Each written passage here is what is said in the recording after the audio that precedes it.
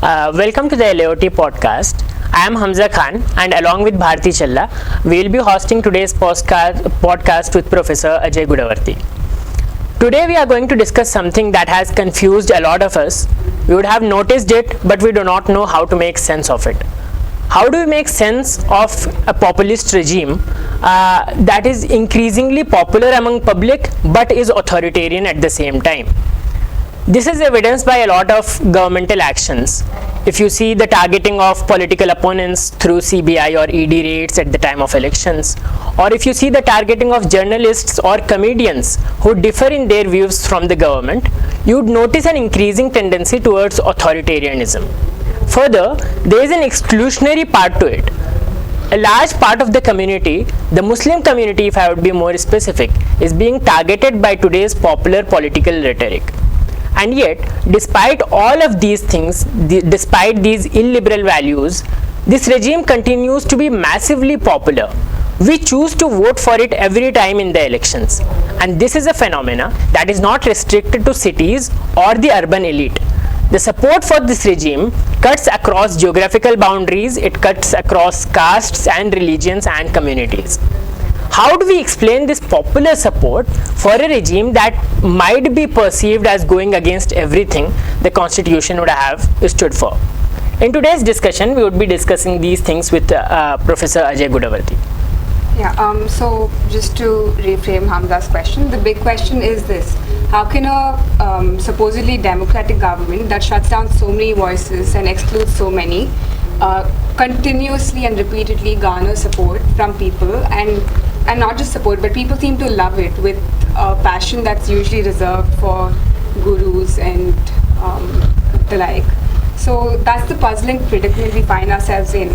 And we're going to try to understand what this means about Indian democracy alongside things like identity, culture, politics, storytelling, which is a big part of Sir's work. And try to understand how this politics operates through contradiction. So we have with us to help us do that, we have one of India's sharpest political thinkers, Professor Ajay Gudavarthy. Professor Gudavarthy is a political theorist, and he's a professor at and an analyst and a columnist. He is a professor of political studies at political science at JNU, and he's authored several books, one of them being the very well-known India After Modi, Populism and the Right, which is a significant study of Indian right-wing populism from the Indian left liberal intellectual tradition. So our attempt today is to try to diagnose this predicament, because if you cannot name something, it becomes impossible to offer alternatives. And the question is, if we understand how this works, could we perhaps try to build something better? Thank you so much for joining us today. Pleasure. Thanks to both of you for this invite. So my first question today, with which I would like to start off the discussion, would be about how did this shift happen? Now we have a constitution that envisages all the liberal values. We have ideas like secularism, fraternity, equality spread all over the constitution. And yet the most popular political movement that we have in India today, which is the right wing, seems to go against a lot of these values. Would you say that the constitution never really clicked with the people from the first place? Or would you say that initially the constitution's values were aligned with the values that the people held, and subsequently there was a shift in what the people started believing in? Well, you're asking a very, very complex question for which you cannot have one answer. Is it a failure of constitutional vision reaching the people is one. Is it the failure intrinsic to constitutional vision, which is represents a certain liberal normative order, is another question, right? So there are both these shades to it, but I would place premium on the latter question, that perhaps we are at a cusp of history where the old liberal normative order is coming to an end as we know it. All that we thought was liberal, progressive, transformative, inclusive, egalitarian, as we understood. So these concepts of equality, freedom, secularism are contextual concepts, historical concepts, right? There's nothing intrinsic to them. So as history changes, the practices involved, the practices that these concepts have come to represent on the ground have dramatically changed from the days they were envisaged, going back to whether classical liberalism or to constitutionalism. I think today we are at an interesting, in that sense, politically I would say these are ominous terms, but for a political theorist like me, these are very fertile. It needs very fertile imagination to really make sense that how do we actually wriggle out of a situation where there's a certain kind of a popular momentum for a regime that is ominously illiberal. I think that's where I suggest that we'll have to have a very fresh entry point, that we cannot take it for granted that constitution means freedom, constitution means secularism. But the question is, what is secularism? Yesterday you must have seen RSS has announced that it wants to revisit or do away with the concept of secularism in the constitution, right? So we as liberals would have one take. What does we immediately become anxious that secularism, removal of secularism, obviously immediate sense is that snatching away of minority rights, creating certain theocratic, majoritarian state. But when you go down, when there is a mass below, that meaning of taking away of secularism would actually mean something very, very different. People would perceive it not merely as something, in terms of dominating the religious minorities, but they would think it as a unabashed acknowledgement of celebrating their own cultural way of life, which is a subaltern cultural way of life, which overlaps with certain religious cultural nationalism. So that is the tricky area we are in.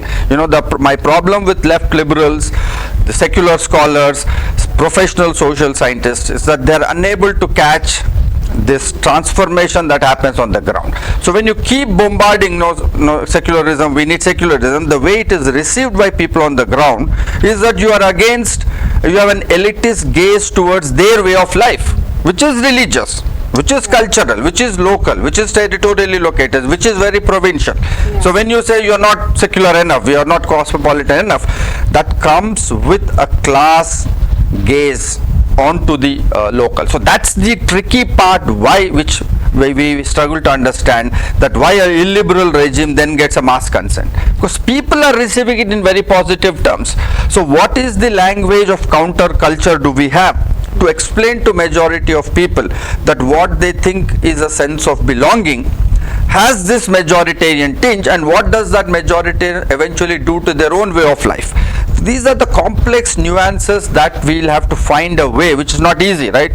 Public discourse is often in black and white and very binary constructs. So our focus should be on this. How do we take these new nuances into public discourse? So I don't just point to that, but I'm also looking at narrative structures. I'm also studying storytelling methods as to popular symbolism, popular values. How do you take them? You shared my first book on populism, but I did a book after that, Politics, Ethics and Emotions in New India.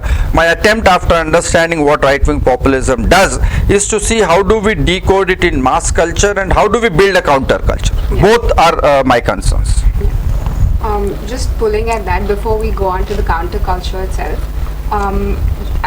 we want to understand what it is about these narratives that is really clicking with people across the board. So, for instance, in the CAA debate, when placed against constitutional and techno-legal arguments, stories of Hindus being persecuted who are finally coming back home, or politicians calling India Ram Raja or Vishwa Guru. What makes these stories so politically potent to people across the board? We see large support cutting across the elites as well as a lot of minority groups. What is it about these? I think my discomfort is that very often rights arguments and justice arguments can be very emotionally compelling too.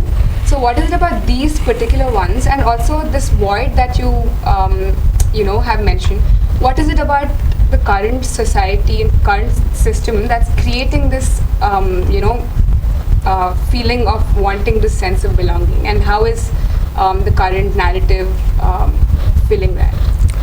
Well, again, that's a very pertinent part of the analysis that I make on right-wing populism is that we are in a distinctly post-Westphalian context, right? Post-globalization, neoliberalism has decentered, it has given the optics as if nation-state does not matter. These are supranational beings like EU and other stuff.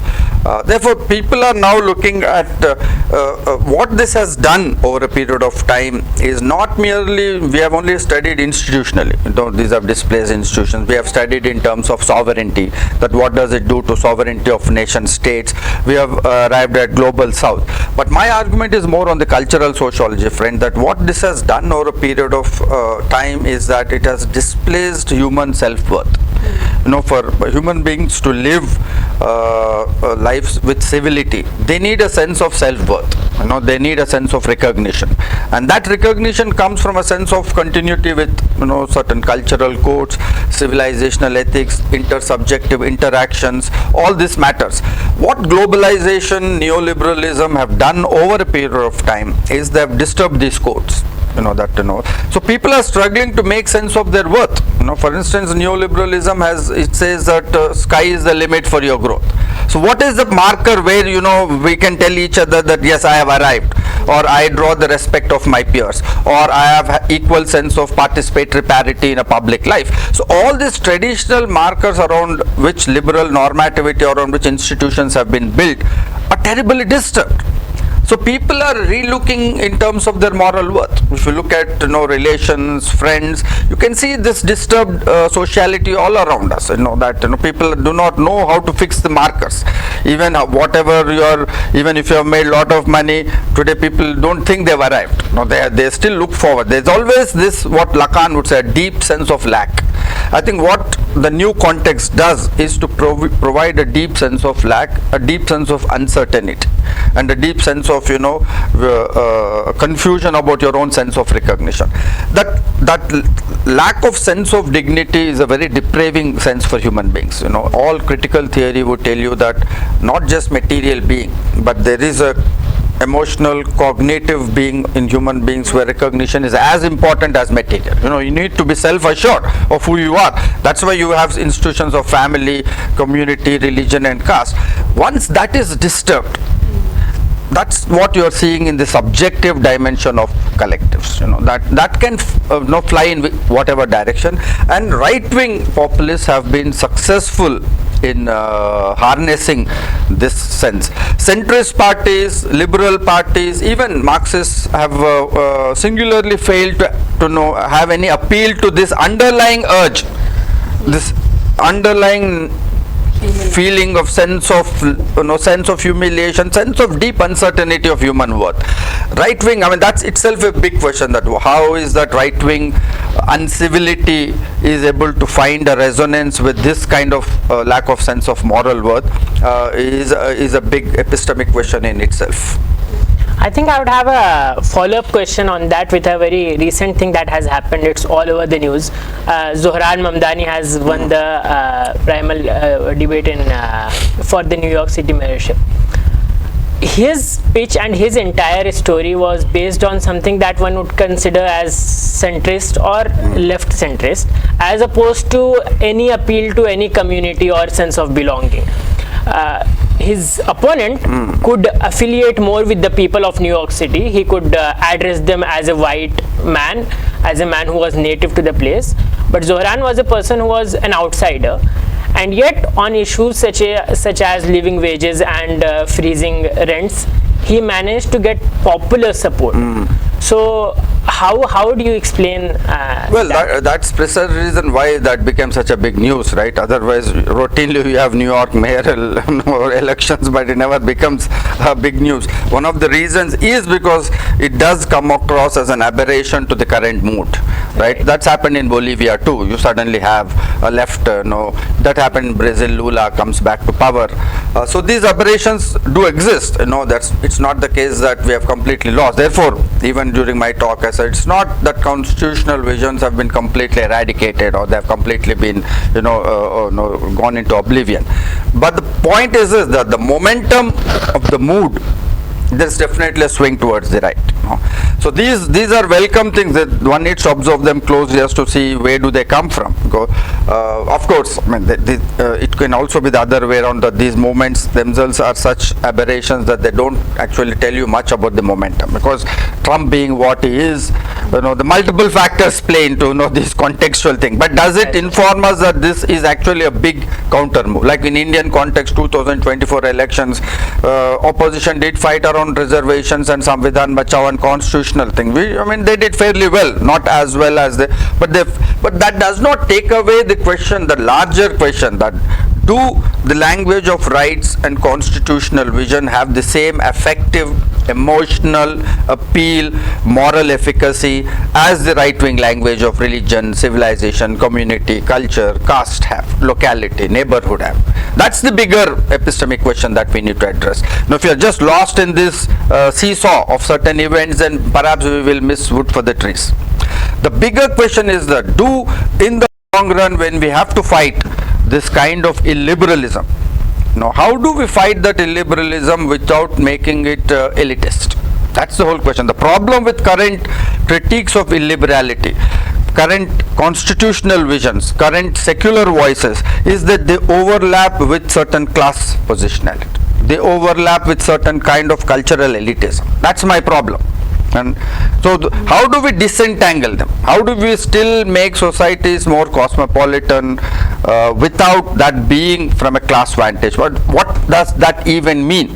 I don't think we have full complete clarity. What would it even look like for constitutional secularism to not come from a class, so from certain social privilege? Well, in Indian history, Gandhi is one glaring example that who did make secularism a very lived way of life. Gandhi was not a great in terms of propositional, that he didn't make propositions of what secularism is, but he simply demonstrated through his lived way of life. He said, I'm a Hindu, but I'm also a Muslim, I'm also a Christian, things of that kind. So we have those examples, Bhakti movement in India, like Kabir, what a very lived way of celebrating secularism. So does that mean we go back to those forms of lived reality? Where will that leave law and modern democratic institutions?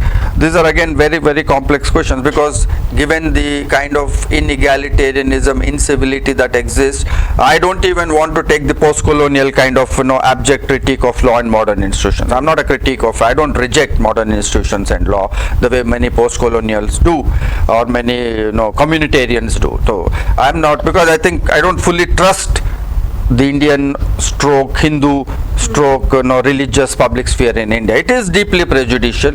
It has complete notions of purity and pollution. It is marked by that. So I lay some premium on modern institutions, some constitutional vision, but my discomfort is that we have to disentangle them. Right. We cannot keep reinforcing the same language. Most of the opposition parties, secular scholars, progressives are simply assuming that if you keep harping back on secularism, you will somewhat gain ground back. And that's precisely where the right understands this. Therefore, right very consciously polarizes the discourse, where they want you to hang on uncritically to a secular discourse, which comes across on the ground as an elitist discourse, and therefore by default they become the representative of a cultural majority, which is also a mass, a kind of a non-elite kind of social background. So that's a very dangerous game, because we know what kind of society they would construct out of this. So that without acknowledging them, without uncritically endorsing, we'll have to pitch for dialectically new spaces, which needs, I think, very fertile imagination. Yeah. So just going back to your underlying idea that it's this sense of belonging, that this lack of this loss of self-worth and your place in the world. Is this something specific to right-wing populism that's providing the space? Because you did mention Gandhi. Gandhi's idea of Gram Swaraj, for instance, and Bill Gramy drawing from that, the unalienated life, and just in general the idea of interdependent, smaller community, a cyclical community. Those do exist, and not in the right-wing tradition. So what is I guess my question is, why are those not, because Gandhi was also very popular with the people across the board. How have we lost that, and why is there not enough?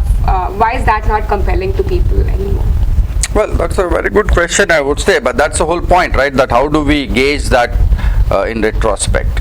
That one, is it that those alternatives have lost their efficacy, or is it that we have not done enough for them to have contemporary relevance? Is it that right-wing populism is credible in itself, or is it that the larger context of vacuum of ideas, ideas on the socialist, progressive and running out of steam, that is, so these are very confusing times, which way should we lay the thrust? Having said that, I would say that again, I have discomfort in simply going retrospect and trying to because complex societies are, as Weber would say, complex societies, social differentiation keeps growing. Complexities grow of a different order. So I don't think we can simply go back to Gandhi and say, Gandhi will save us from the current predicaments. It doesn't work like that. I'm not even a great champion of bhakti. People say, let's quote Kabir. I mean, rhetorically you can quote Kabir and say there was this spirit in the Indian, civilizational ethos. I'm okay with that. But I don't think Kabir will give us solutions. Kabir is now a coffee book table in socialites' houses. Any rich person's house you go, there will be a Kabir Doha book collection along with. So Gandhi has also become a socialite these days. So I think ideas have their shelf life. We can draw from their spirit, but I think today's problems are our problems. You can't expect, go back to Buddhism. Some go back to Buddhism. I don't think things work like that. Complex societies, social differentiation expands. There are today intra-subaltern conflicts. There are subcaste conflicts. There are new questions within religious minorities, which is drawing. So right is able to actually draw into this complexity. They're able to stare at the abyss more clearly. Left progressive, they are running away. What do you do with intra-subaltern conflict between one subcaste and another? BJP is very at the forefront. BJP has the guts to pose question of reservations not existing in religious minority institutions. They are able to raise question of gender injustice within Muslims. So these are questions that we should have dealt with. Ideally, our secular ethos should have dealt with. That's why in my book on secular sectarianism, that's my critique of religious minorities. That's my critique of left. That they produce secularism in India over a period of time has produced social ghettoization. Each social group is become inward looking, right? OBCs think only about OBCs. Muslims think only about. That was also my critique of CAA movement. That minority who ran the CAA movement should have run it completely different. We should. The struggle today is between civility and uncivility, between what is sacred and profane, what is universal and sectarian. Those are the binary conflicts that we have. The way to win with the right is that we have to occupy this side of the pole. That we are the civil, we are the sacred, and we are the universal. As of today in the mass culture, right has successfully occupied this fold.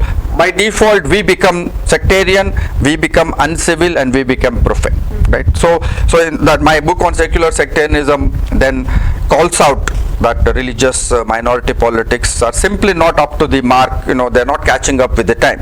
CA protests, going by having just Muslims on the road is precisely what the BJP wants. That's precisely what a Hindu mind gets anxious about. This how organized the Muslims are. And that's the cultural symbolism. You'll have to understand and take those symbols seriously, and that's my complaint with constitutional secular values. They disallow you that space. The moment you say, then they raise a question, can Muslims not protest as Muslims? What is wrong with that? Well, there's nothing wrong. Not matter, you go do it. But we know the consequences, right? They're quite obvious. But secularists are, obnoxiously naive, I would say. That something is staring at your face. You have 10,000 Muslim women in burqa walking down the Bombay street. I think nothing makes BJP RSS more happy than that. We might think we have won a symbolic brownie point by allowing Muslim women to walk because they have a right to walk and speak. But that's where modern complex societies are run by deep cultural symbolism. Right has mastered that art. They symbolically tweak it. Then they will go back and Hindus and tell, look how organized they are, look how scary it is, look you are threatened. Tomorrow if they become powerful, your life's at stake. I wouldn't blame common people if they get anxious, because today I hear my relatives deep south of Vindhyas voting for BJP, well-off people. I said, what have you got to do? They said, if you don't vote, Taliban will occupy us. I mean, it sounds bizarre, it sounds, I mean, irrational, but that's modern politics. That there is always an element of performance and theatrics attached to certain cultural codes.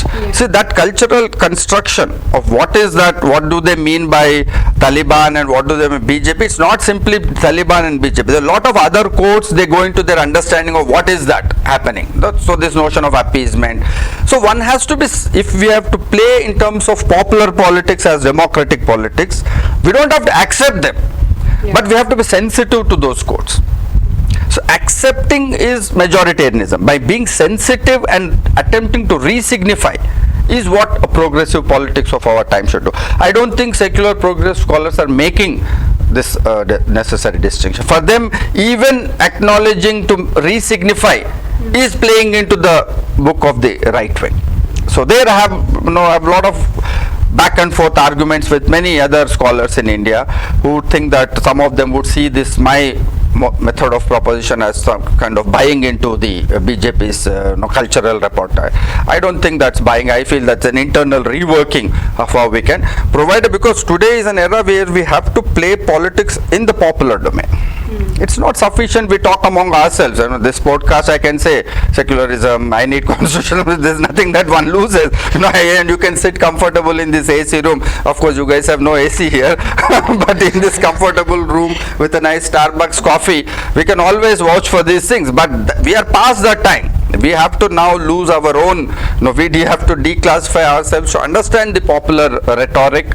Popular, as Aristotle would say, rhetoric is an important method of communication, right? So we have to get into that domain where we are not comfortable, and a domain that is normatively slippery. That you don't have this normative assurance. Like secularism is very assuring, constitutionalism is very assuring, rule of law is very assuring. But once you get into mass popular politics, you stare at certain normative things which are very slippery. You don't know which way you are heading, but there is no other way but grappling with them and trying to internally re-signify them. So I would want to understand, how do you place Arvind Kejriwal's strategy into this whole discussion? Now, a person who started mostly as a center leftist person, maybe after considering the pragmatic alternatives and stepping a little below of the values that he might have held at some time, he started endorsing ideas that kind of clicked with the common people in the same way that BJP's ideas might have clicked. Okay, let us say have Ganeshji's images on the currency notes or these kind of things. Would you say that this is maybe something that the center left should do? Well, that's a very, very good question, Hamza. I mean, that's the tricky part. At least now you have asked the right question. It's not that any of us have no clear answers to that, because we all have our dissatisfaction with Kejriwal. When he acknowledged, endorsed 370, when he keeps his silence from CAA protests, when he silent on Delhi riots. So there is deep normative discomfort, and I have myself written very critically on this post-ideological posturing. But as you said, there is also this other side that is able to also connect, that in one sense is not allowing BJP to run away with that majoritarian agenda. It's happening all across. Look, Telangana, where we are sitting, Chief Minister recently announced some allocation of funds for Goshalas. So I mean, we're all confused, right? I mean, what is this? Goshala, should state do? So when those Pahalgam attacks happened, I was here for Bharat Summit. That evening, Chief Minister gave a public call that let's go and occupy POK, which is a classical BJP language. So you're again confused. I mean, what are we simply buying into what is already given? Should we really construct our own narratives? But that's the right question to ask. Those are the right questions. Forget constitutional secularism for a moment. Those at that plane of cultural codes, what is alternate discourse? What is the mass counter-cultural discourse? This kind of a partly discussion happened in New Left with Frankfurt School, in Anglo-American context. In our context, we have not had that shift. So I think this is a tricky domain where we have to get in. That when what happens when a chief minister like Kejriwal recites Hanuman Chalis just before election. One side it looks a master stroke, that's only one way you can defend yourself against BJP. Why should you allow BJP to run away with the Hindu agenda? The other way could be that to call out the bluff of this whole Hindu empowerment business of the BJP and RSS. One can also ask counter questions, That's why in my public talks I take a very unconventional route. I say forget Muslims, I'm not bothered about Muslims. You guys are talking about Hindus, let's stick to Hindus. How many Hindus are empowered today in last 10 years? How many Hindus are having better lives after you guys have taken over? Yeah. So once you de-binarize outside that polarized discourse, you might open up a Hindu mind, because today the problem is a large section of Hindu minds are closed. The shutters are completely down. There's no way you can breach that. That has happened because of this polarized discourse, as I said, sense of belonging, anxiety, fake news, a lot of things go into that black box of why. So if you don't open up, and I know we are in the first past post system, all that Mr. Modi needs is 30% of vote. It is not bother over rest 70. We can keep talking to the rest 70. That doesn't bother them. They need that 30%, and if they are in power, they'll continue with this agenda. So our concern is how do we crack that 30% breach without necessarily playing into their majoritarian agenda. So that's the tricky part where we need to put that's the basket where we need to put all our eggs in. So speaking of political messaging, so I want to, putting it very bluntly, how is the BJP able to, eat its cake and have it too, right? Like there's, on the one hand, there's things like Startup India, Digital India, space missions, and then and all this talk of technocratic India and modernization. And on the other hand, there's supporters of BJP who will go around on Valentine's Day with sticks beating up couples.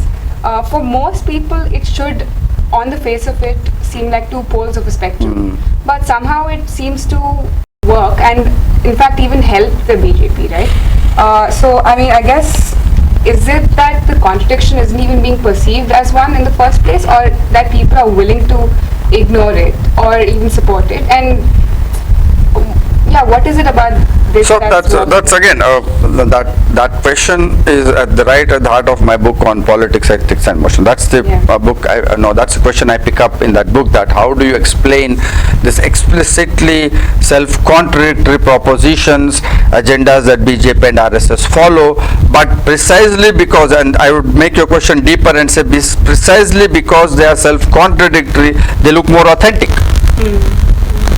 So we are nowhere in the frame, we are, all that we are doing is we are calling out it as being contradictory.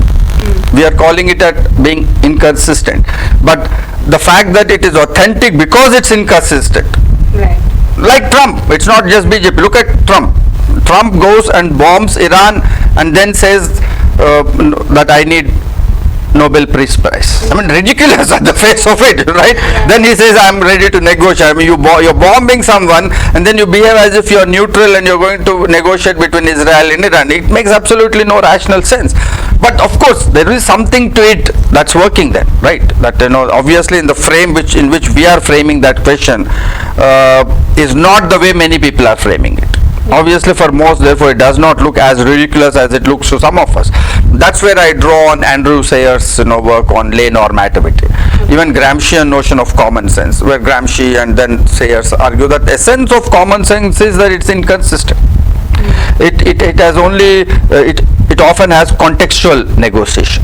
Right. It depends on which context, what matters. People don't think in this longue durée, consistent, normative. So that's the, in my talk I refer to that debate between Kant and Nietzsche and Kant and Michel Foucault and, analytical normative philosophy and pragmatism, American pragmatism. That's the 20th century philosophic debate. That, that one who says, Kant says, universality is the only way people can be consistently moral. But pragmatists come and say that makes absolutely no sense. People don't live lives like that. We don't get up in the morning and say, today I'm going to be normatively right. No, nobody does. This is, I'm going to lead a lofty idealist life. No, we take decisions as we encounter. So there is a pure intersubjective contextuality to our lives. How I treat both of you, I don't come thinking that these are two human beings so I'm going to treat them, like Kant says, as end in themselves. It depends on how you guys behave. If you guys were badly behaved, I would be uncivil, right? So there is a lot of contextuality to our intersubjective. We don't go by pure idealism, pure abstract notions. So that's the 20th early 21st, late 20th and early 21st centuries shift in philosophical take, which has had deep impact on politics. Lot of your post-colonial theorists in Indian context talk about jugaad, paralegal methods. Now all this has come, this shift, which in one sense is democratic. It acknowledges and does not rubbish, which is the problem with the old liberal constitutionalism and left politics. They are deeply normative. They are deeply universal. They say this way and no other way. What happens to those who are unable to negotiate those ways? Yeah. It's good to say people should all be honest, but a poor person on the street does not have the same facility as us and privilege to be honest. Maybe he also wishes to be honest, but he simply has no choice. So then that's where your contextuality comes in. Then once normative values are contextual, then people are highly inconsistent. Apart from Freud's, since Freud's discovery of subconscious, where Freud says we are not merely rational beings, but we are driven by irrational, repressed drives and instincts. So we are not rational entities. We are bounded rational entities, right? So contextually, if we are inconsistent, today right wing comes along and gives a positive validation and an acknowledgement of that way of life. It does two things. One, it's immediate, in an immediate sense, is democratic. It's acknowledging something that was considered uncivil today to be civil. It's okay to be inconsistent. So Trump is inconsistent. So that's an immediate identification that common people will have with this regime. But it's about inconsistent. That's how we are all. We are all inconsistent, right? We have relations, even in most intimate personal relations, people we love the most. We have tiffs. We have some power struggle. Right? Even with your partners, it's not an idealistic romance. You have some power notions, whose word will stay, who is right and who is wrong, and we are all inconsistent in our behavior in that. So that's the democratic part. But what happens if then, does that mean that we kind of lift the lid completely from all normative concerns? That also sounds very scary, right? If you completely give away all normative concerns.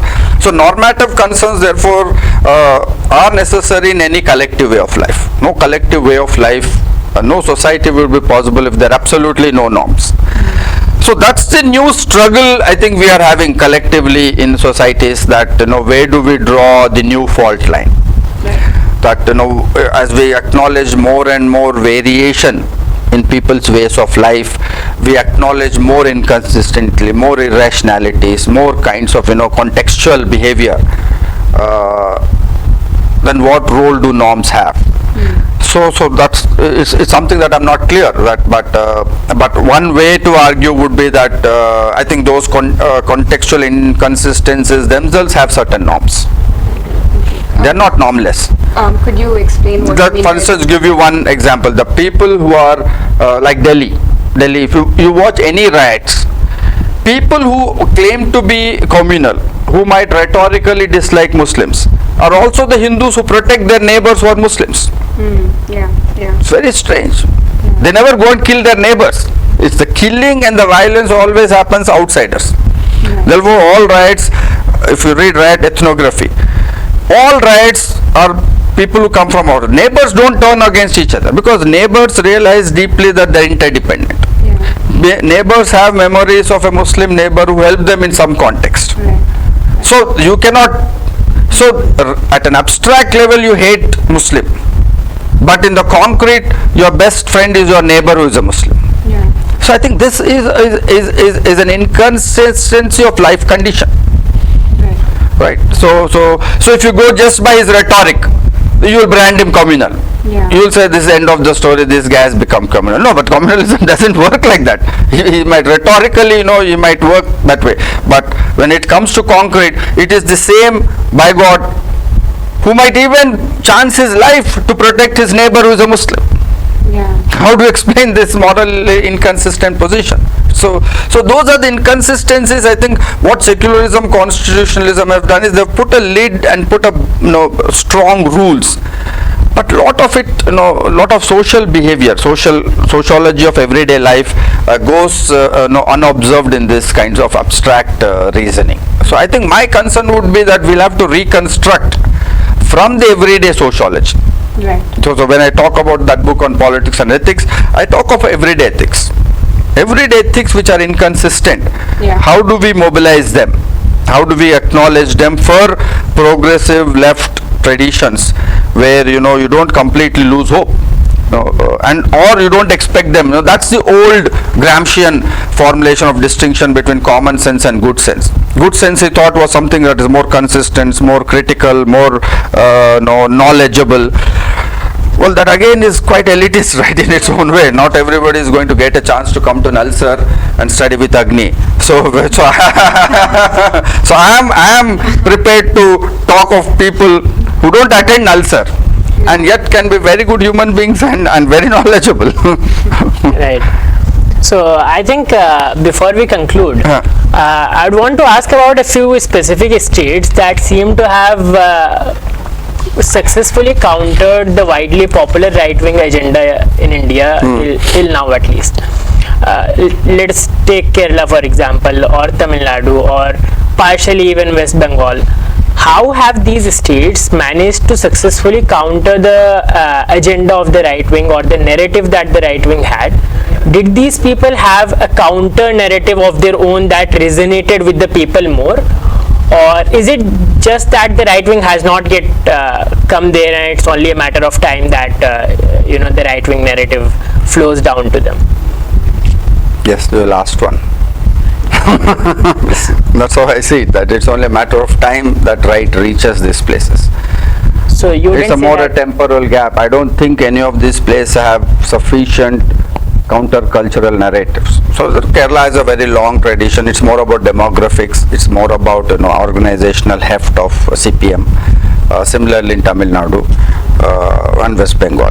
But I don't think these places have effective narratives. That's why BJP, I think, is confident of taking over even these places. They might fail organizational, electoral politics, sometimes you might get greater percentage of vote but get less seats. So that's a different matter. But my concern is more of social hegemony. Is Tamil Nadu, Kerala, and when Sabarimala happened in Kerala, did they provide an effective counter narrative?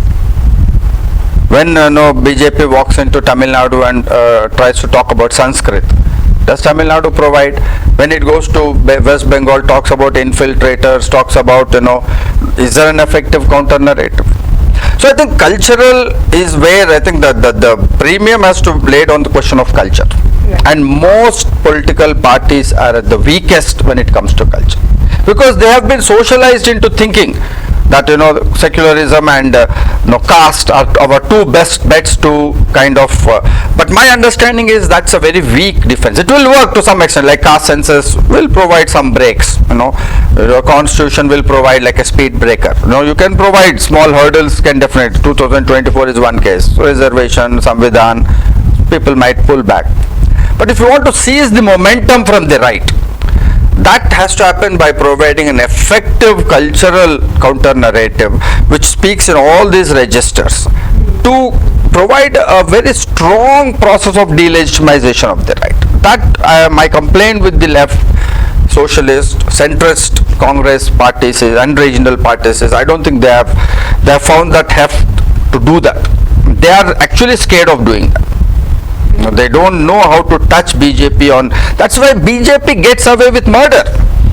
It's getting away with misgovernance, it's getting away with unemployment, it's getting away with corruption, it's getting away with, you name it, and perhaps the worst form of governance we have had in last 10 years in our 70-year democracy. I have no doubt that last 10 years have been terrible on all social indicators. But that's the point that we have to. Gramsci says something that if you want to critique an opponent, you have to take his strongest, not the weakest point. My question that I pose as a challenge to is how is that BJP gets away with all of this? BJP gets away with 50 lakh deaths during COVID. Yeah.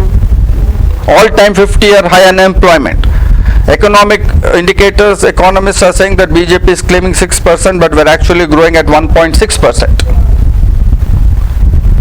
So they are able to see that there is suffering, but what BJP does well is to give meaning to that suffering. like the way they did during demonetization. It's not simply sufficient to say demonetization is a bad policy. People thought that standing in queue was like they're becoming part of fighting corruption in this country. That's a very elevating feeling for people. You know, people lead very mundane lives. Routine lives is very mundane. It's in India more so, because at least in Europe you'll find people reading literature. You know, go to middle class houses, you'll not find even newspaper, forget books. How many well-to-do middle class families have a bookshelf in this country? I challenge you guys, you do a survey, you'll find less than 0.5%. Not like Europe. Europe has a different enlightenment tradition. So our lives are very banal and mundane. You know, we struggle to have meaning, and all that meaning is in either in making wealth, procuring wealth, or in backbiting your relatives. That's all we do in our spare time. Other than that, we have no other avocation, no other interest in life. So in that kind of a social milieu, BJP is the only party which looks interesting, which looks like a friend. You know, in Bombay, RSS has started a new thing called apartment pracharak. Because, you know, Mumbai has maximum number of migrants coming from all over India. Most families are nuclear, either they are with one kid or no kid, so they have no friends, they're in an alien space. How do you befriend them? It's RSS which comes and says, I'll put a shaka every Sunday, come and become part of it. Then they slowly make it into Hindu. Then the third, fourth round, their toxic anti-minority rhetoric will walk in. But we only walk in when the fourth step comes. But there are first three steps which we have to take seriously. That is deeply personalized. And BJP, RSS are the only organizations which have understood. All other parties are impersonal. Left perhaps is the most impersonal. Sometimes you feel they have no emotions. But it is this right wing which is deeply personalized, which is deeply emotive, which is, of course, they also enact emotions, not that they are really feeling, but they at least understand the value of that. And there is something in the cosmic order where people who are with the most inauthentic emotions look the most emotional. Why it should be? That's for the next podcast. I just have, I'd like to say small, but I guess it's not. But just on a more fundamental level,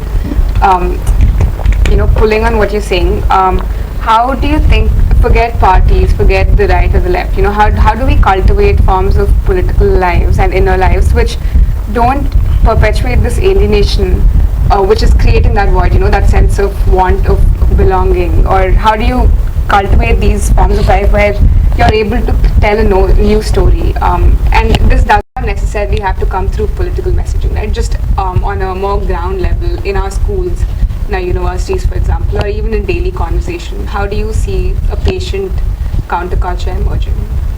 Well, that's the best question you've asked in this podcast. How do we really, I think, and as you rightly point out, it is not political.